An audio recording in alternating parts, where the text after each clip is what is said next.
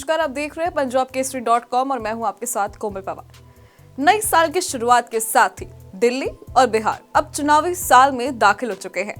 राजधानी में अगले महीने विधानसभा चुनाव हो सकते हैं, तो वहीं बिहार में अक्टूबर और नवंबर तक इलेक्शन होने की संभावना है। दोनों ही राज्यों में पार्टियों के बीच सियासी जंग जोरदार रहने वाली है, क्योंकि दिल्ली में बीजेपी 3 दशक का वनवास खत्म कर सत्ता में आना चाहती है। वहीं बिहार में एनडीए के साथ खड़े नीतीश कुमार को कुर्सी से हटाना महागठबंधन के लिए बड़ी चुनौती साबित होगा। दोनों ही राज्यों में 2 चुनावी नारे काफी जोर पकड़ रहे हैं, लेकिन क्या इन नारों से निकले संदेश को जनता का सपोर्ट मिलेगा? बात बिहार की हो तो नाम सिर्फ नीतीश कुमार का हो।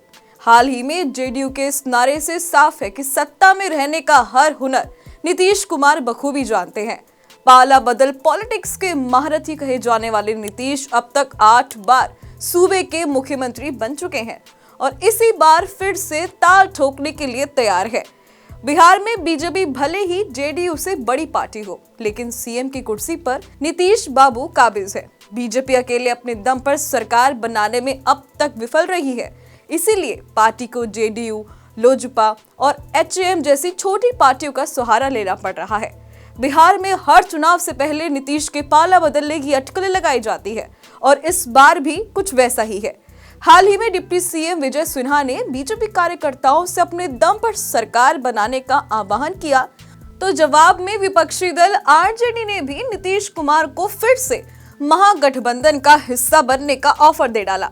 ऐसे में जेडीयू सीटों के मामले में बीजेपी से भले ही 19 हो, लेकिन नीतीश कुमार हमेशा चुनाव में 24 ही रहेंगे। जेडीयू के इस नारे में भी नीतीश को बिहार का सबसे बड़ा नेता बताया गया है और उधर आरजेडी की अगुवाई वाला महागठबंधन लगातार सत्ता पाने के लिए संघर्ष कर रहा है। तेजस्वी यादव बीपीएससी छात्रों के मुद्दे से लेकर जातीय जनगणना और कानून व्यवस्था को लेकर एनडीए सरकार पर हमलावर हैं। चुनाव से पहले जेडीयू के पोस्टर से ये संदेश साफ है कि नीतीश के बगैर बिहार में सत्ता की सीढ़ी नहीं चढ़ी जा सकती है। एनडीए का साथ हो या फिर महागठबंधन का, चुनाव में जिसके साथ नीतीश है पलड़ा उसी का भारी है।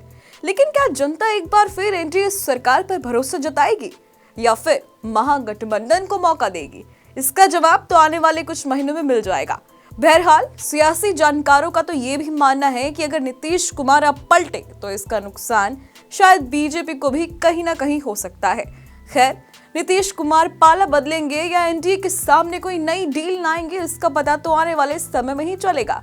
अभी के लिए सिर्फ इतना ही। देश और दुनिया की तमाम खबरों के लिए देखते रहें punjabkesari.com।